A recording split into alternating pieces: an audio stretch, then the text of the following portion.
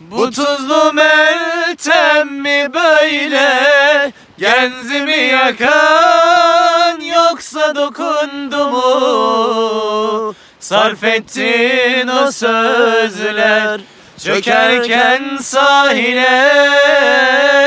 Gece sinsi bir duman birer birer uçurumdan atlar hevesler. Olacak şey miydi şimdi senin yaptığın onca işin gücün üzerine? Bir de bu geçmiyor boğazımdan. İnanır mısın sen yokken ne ekmek ne de bir yudum su.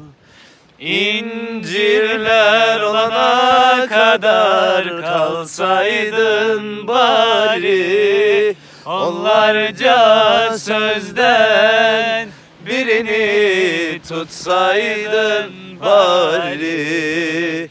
Beni böyle habersizce alıp giderken bavuluna kalbimi de atsaydın bari.